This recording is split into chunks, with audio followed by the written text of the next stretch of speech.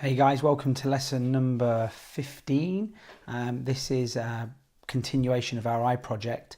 As I said in the last lesson, what I've done is I've just continued developing some of the values in the iris here, and I've started adding some of the darker values into the eyeball. Now, what we're going to be doing today is I'm going to just start developing some of this value around the crease of the eye and in some of the areas underneath the eye here. And what that's going to allow us to do is it's then going to give us something, a sort of a reference of contrast to see how much more we need to develop the actual iris itself. So I've got my pencils here at hand. I'm going to start with the 2H pencil and I'm just going to start bringing some value down into this area here and just defining these creases.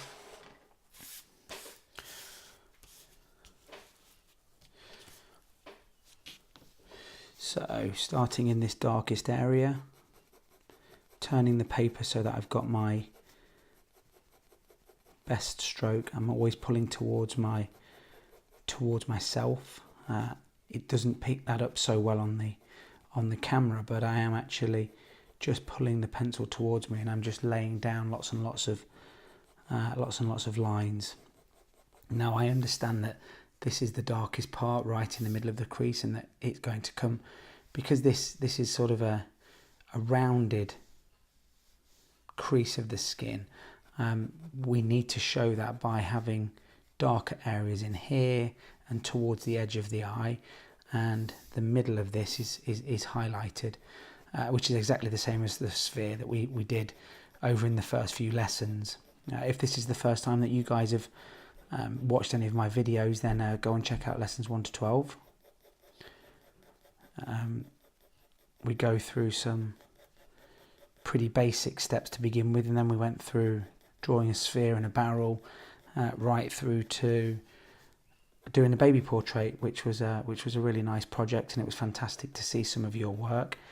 We've got a really nice Facebook group starting to develop now. We've got we're nearing 2,000 members in there, which is fantastic. We've only been going for about 5 or 6 weeks now, so it's fantastic that we've got so many people on there, and we're just really trying to develop a community that shares work, but more importantly tries to help one another and give ideas and an opportunity for you to post your work from the lessons on there. So go and find that. That's called Tutorial Tuesdays Beginners to Pro. You can find that on the search bar on your Facebook app on your phone or your tablet. We don't bite, we're quite a nice bunch. I've also done a few live streams which have been really interesting. It's been nice to answer some of your questions as I'm actually drawing and just show you a little bit more in depth as to how I'm trying to create some of this artwork.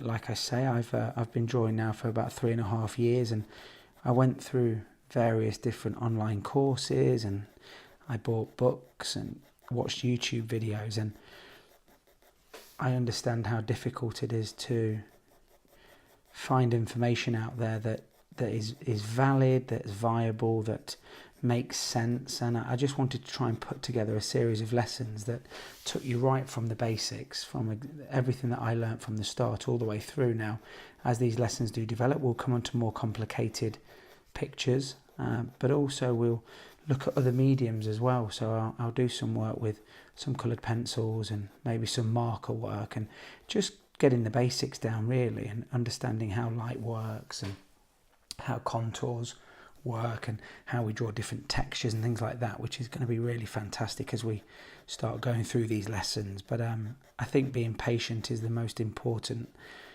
lesson that I can give to you. As you can see, I'm laying this 2H pencil down. I'm taking my time. I'm possibly rushing slightly more than I ordinarily would do if this was going to be a commission, but I don't want you unnecessarily sitting watching my videos for 2.5 hours when I can maybe condense it down to half an hour or 40 minutes. But I'm really enjoying making these videos. It'd be great to have some of your requests for maybe future videos. You can leave me a comment down below. Don't forget to give this video a like, guys. It really does help the the videos just get pushed out to more people that, you know, perhaps want to learn how to draw, or perhaps want to brush up on a few of their skills. So, you know, every like, comment and share is greatly appreciated. I really do appreciate it.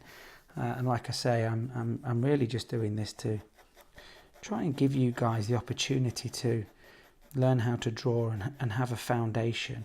And hopefully some of you are going to take it to that stage where you're able to sell some of your art. That would be wonderful as well to see.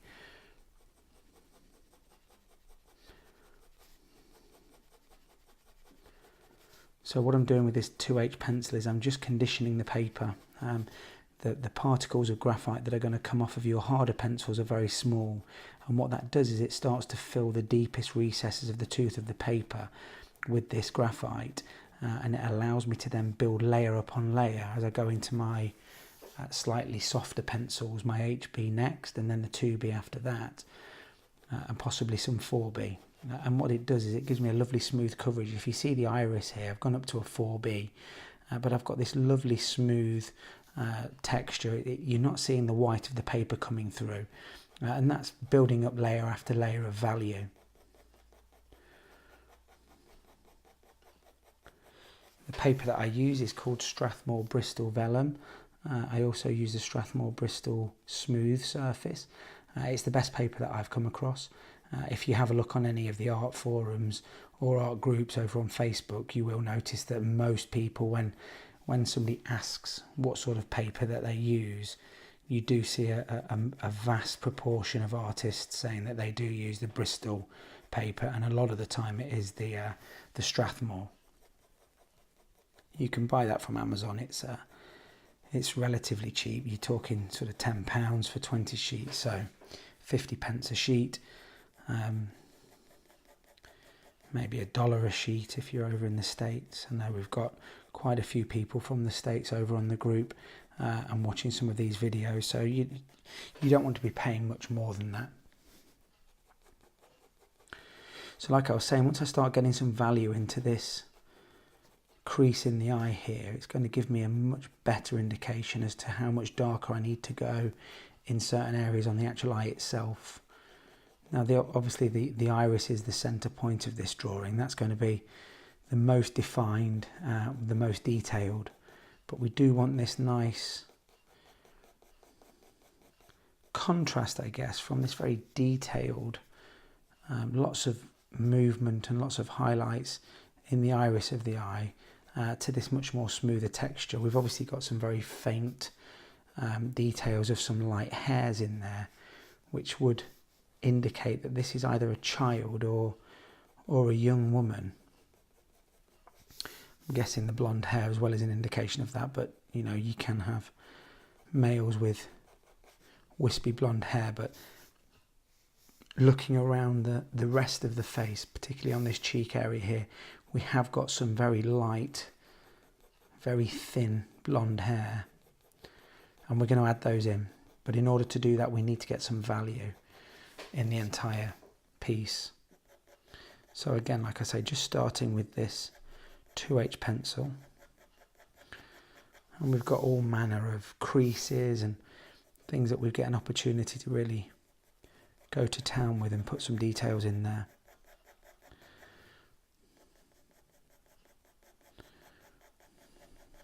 Now you'll notice that I'm actually holding the pencil quite a long way towards the back. Don't bear down on the pencil. What that's going to do, it's going to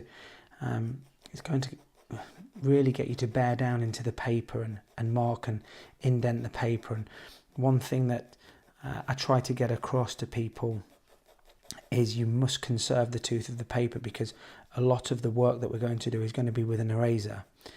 So all of these highlights that you can see in the pupil area and the iris is actually done with a kneaded eraser or a mono zero eraser, which is this mechanical eraser. And what that allows me to do is, if I haven't damaged the tooth of the paper, I can get these very subtle different value changes. So I don't have to work too hard to bring some of the value out.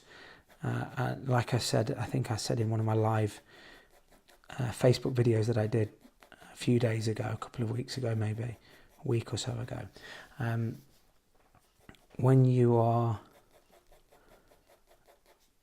in a position that you've worked the paper the right way, if need be, you can take the entire drawing off. You can erase the entire thing without a trace. Not that we want to do that, but it just gives you that opportunity to reverse and put things in rewind. And that's a really, really good thing to have. It's a very powerful thing to be able to have, rather than going so far into a drawing and then realizing you've made some mistakes either in values or in the layout of the picture, and then realizing that actually I can't take the value off now. So you start to tear the paper up or mark the paper because we're having to press too hard. We're bringing mechanical erasers into play, electric erasers, things like that. And it just means that we've overworked the tooth of the paper and we've not got that full control.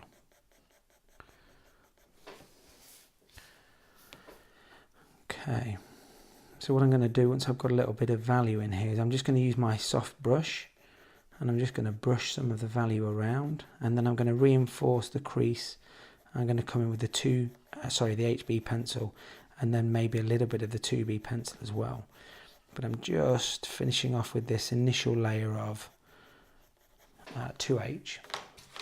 I'm going to give this a brush now, making sure I don't go too much into the white of the reflection there. I need to keep reinforcing that. One thing that you'll hear me saying a lot during these videos is we need to keep reinforcing the whitest areas, the lightest areas, but we also need to keep reinforcing the darkest areas as well. And as you can see there, I'm still able to take some value out of that shine in the eye there. So that's exactly what I'm going to do. I'm going to keep reinforcing this, not letting the graphite get too embedded in, because this is the whitest area, this is the lightest area, and it's definitely something that I want to maintain. So coming in now with my HB pencil, again tapered stroke, and I'm just going to fade out slightly.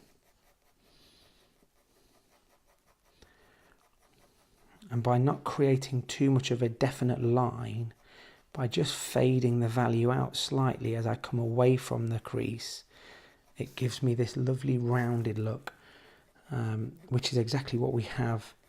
This is our eyelid. This is obviously what closes over our eye, and it's tucked back up there. But this rounded part is from the underlying eyeball that is under there. The eyeball continues all the way up there, so you get that look of a curve.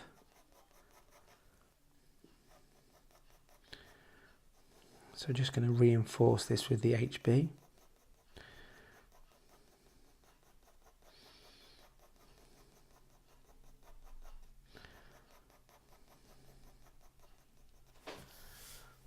Hope you guys are enjoying these videos and discussing things with us on the Facebook group. It's been a real pleasure getting to know some of you and having a look at some of your work. It's been nice hearing some of your comments that, you know, you really picked up some of the techniques and you're starting to develop your drawings, and you know, you may be trying to apply some of the methodology and some of the ideas into your own work, which is fab. But this is exactly how I learned how to draw. I used to sit and watch YouTube videos, and I paid for online classes, but I would just watch the art teacher draw, stick it on in the background and try and copy them stroke for stroke. So when you have got half an hour spare or 35 minutes, I really would recommend doing that. And before you know it, you'll be able to do it by yourself, and you'll have the key principles in there. This idea of reinforcing lines and how light works. And once you get there and you can take the stabilizers off, as I like to call it, it's a really liberating feeling. It's a fantastic feeling. So I can see this is the darkest area in here, so I need to make sure that that is dark in my drawing. How dark it is in comparison to this, we'll have a look at once I start getting some value down. But I can see that it's not quite as dark as this. this area here, but we're not a million miles off. And I've definitely gone up into a 2B, maybe even a bit of 4B in there. So I'm quite a way off at the minute. Just trying to keep these lines as close together as possible. Now you'll notice when I was drawing the iris itself, I was spacing the lines out a little bit more, so we had this striated type of look to it. But obviously here what I'm doing is I'm drawing skin, and I don't want big gaps in between the lines, in between the value lines.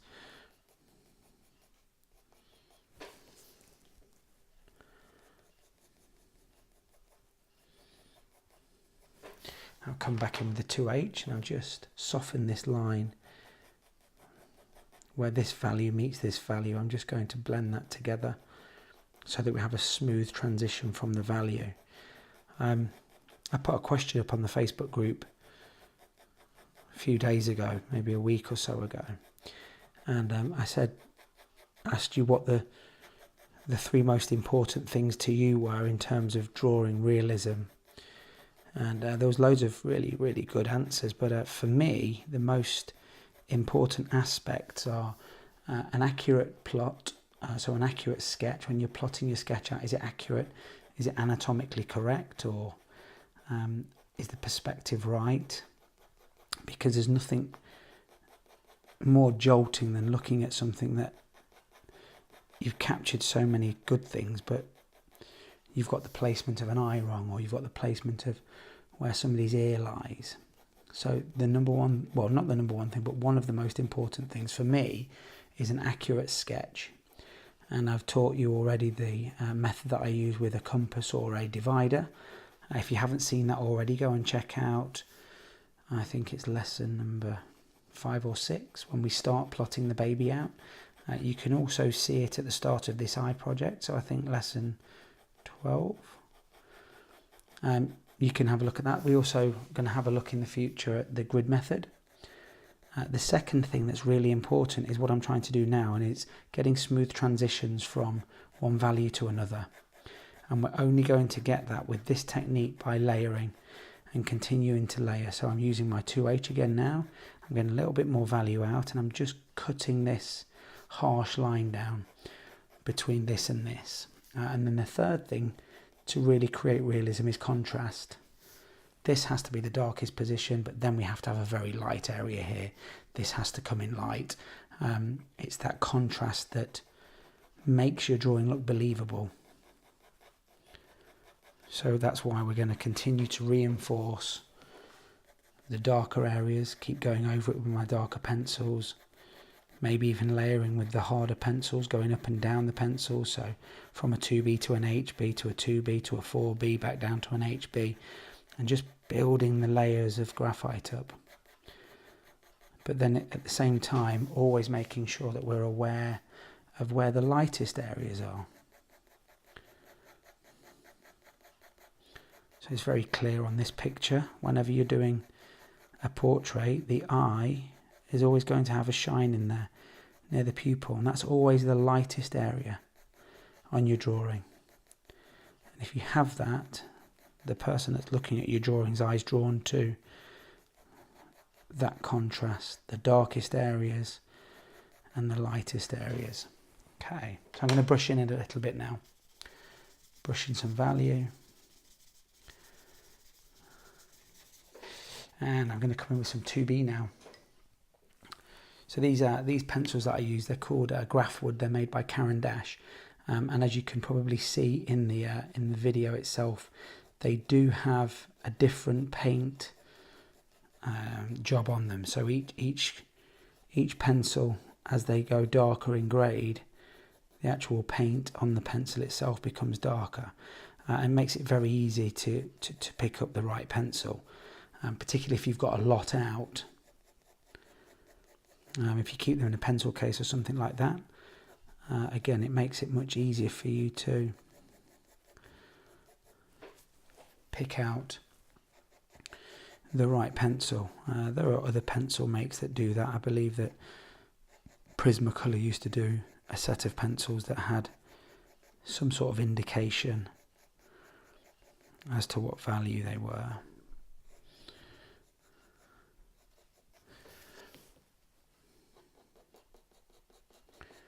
I've got some Faber-Castell pencils in there as well in my art supplies cupboard. They don't actually have the different colour paint to represent the grade of pencil. They obviously have it written on there. But I just like these. I've been using these now for well over 2 years. I did lots of experimenting in the early days. And I was saying on one of the live streams last week, don't get hooked up in trying to always buy the most expensive equipment. It's what you do with the pencils that's the most important thing, not the actual pencil itself.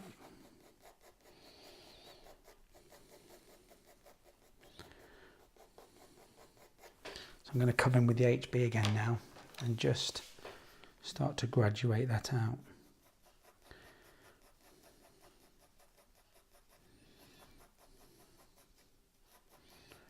We're just getting that shadowed effect where it's going up underneath the crease, giving me this sense of curve and dimension.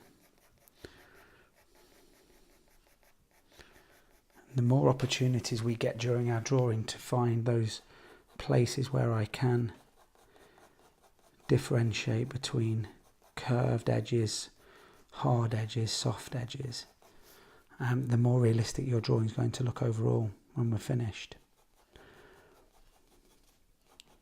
So again, patience is the key.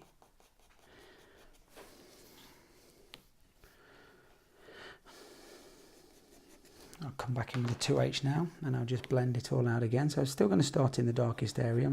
I'm still able to get some value out of this 2H pencil even though I've gone up to a 2B. And it is this process of layering.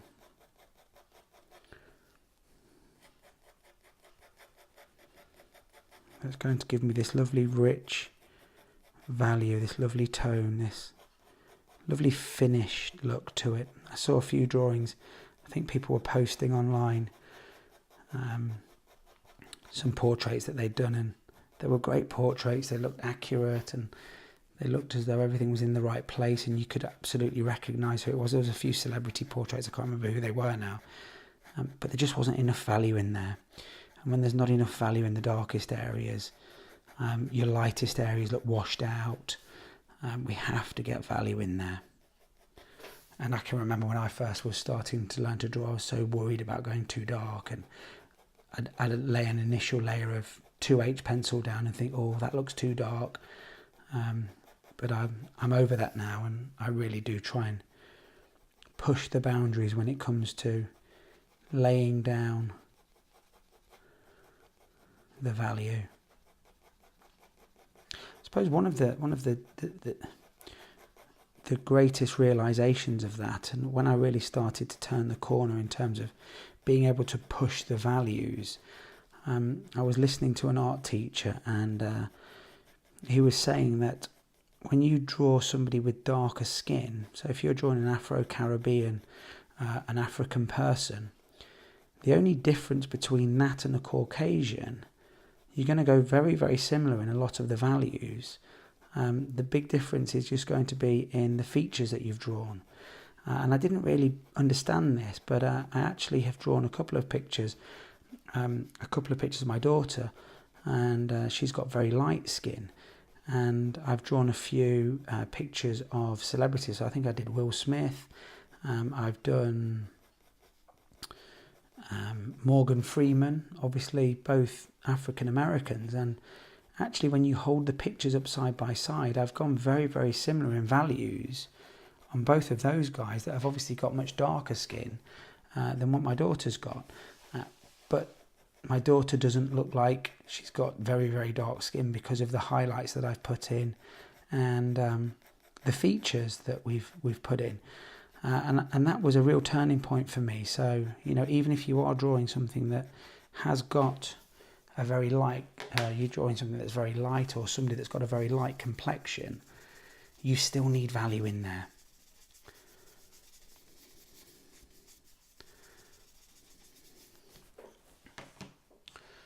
Okay, so we need to bring some 2B into this area, this shadowed area here. And what you'll notice as we now start building the value up around the edge of this eye, we're going to really start making the highlights pop. And we're going to start really getting a sense of realism starting to develop with this.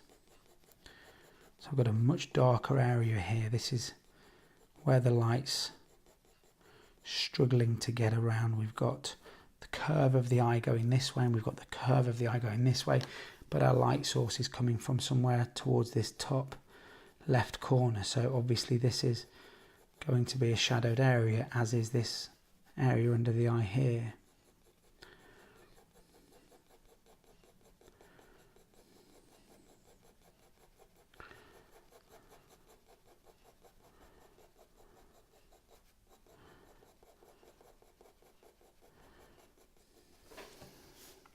Just turn the page slightly just so that I've got a slightly different direction of the pencil stroke, just so that I'm not making this look too streaky. Is that the right word?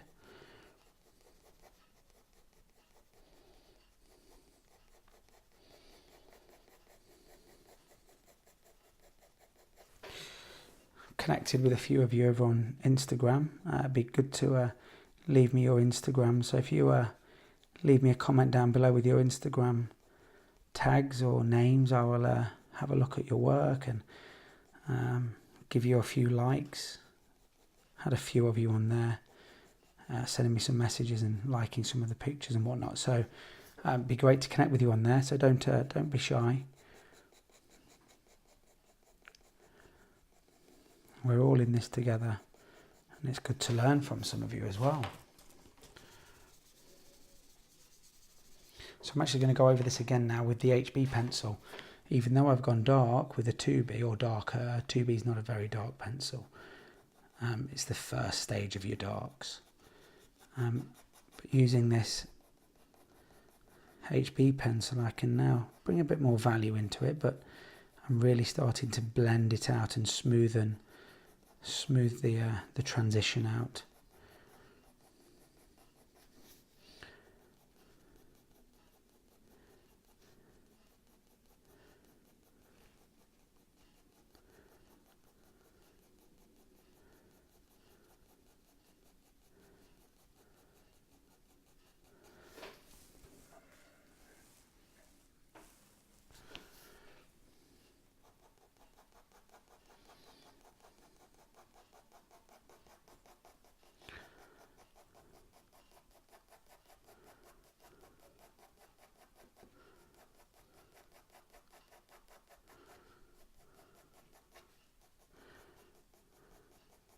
So I can see that this is a highlighted area here, the sort of apex of the curve coming around here. So I'm going to make sure that I don't put too much value in there. I'm going to take some value out actually in a little while with my kneaded eraser, and I like to do that. Keep adding and taking away and adding and taking away. It gives you a better coverage, I feel, when we're drawing skin. Gives you a much more sort of texture, the texture of skin look about it. So I'll show you what I mean in a second. So I'm going to roll my kneaded eraser now into a ball, and I'm just going to take it into this area, and I'm just going to start to bounce the kneaded eraser slightly. I'm just going to take some value out. And with it being in the ball, I'm not pressing it so that it's flattening down. It isn't going too flat. It just allows me again to contour, and rather than having harsh lines, hard streaky lines of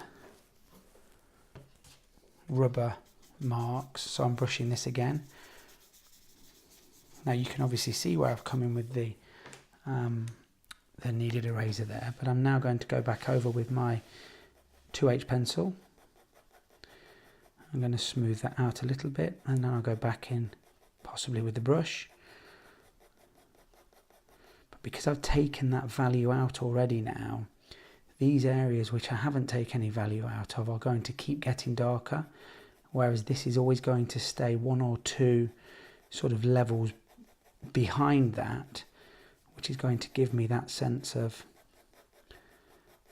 a highlighted area, even though there's quite a lot of value in there. Just taking that top layer of value off.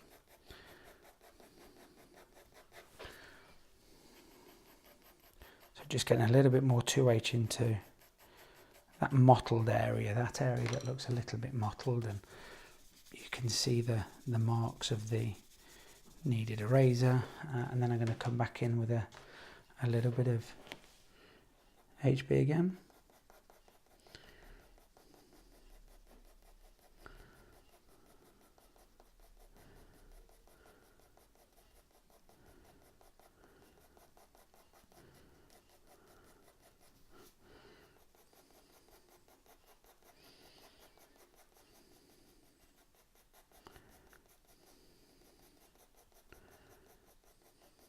And then a little brush, and then if need be, take a little bit more out again with the kneaded eraser, and repeat the process until I'm happy with the coverage that I've got.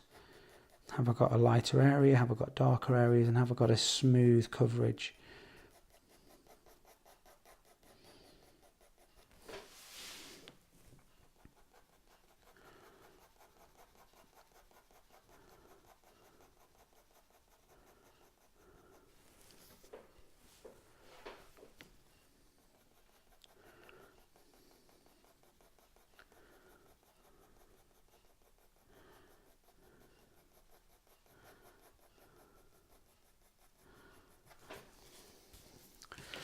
A little bit more brushing.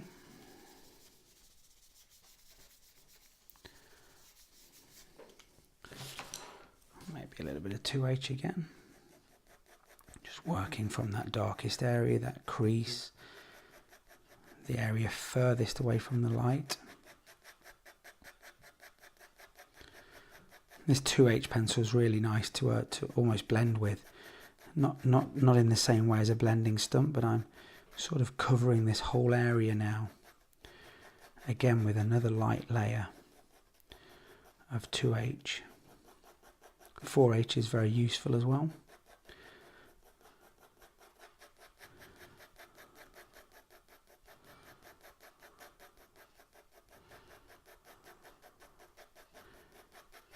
I've had a few people describe this method of these tapered strokes as whipping eggs in a bowl.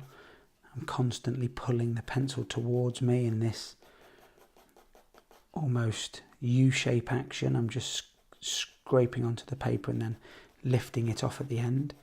And what that does is it gives me nice uniform lines without having harsh beginnings and ends, which are then very difficult to blend into the rest of the drawing, and you end up having these very rough looking transitions from one value to the next.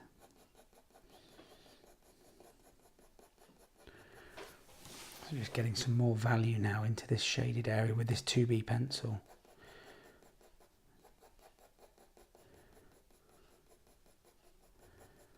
We can start building those subtle changes in there. Having a look for these areas that are slightly lighter mixed in with slightly darker, and that's because the skin has imperfections in it. It has ridges and valleys and lumps and bumps.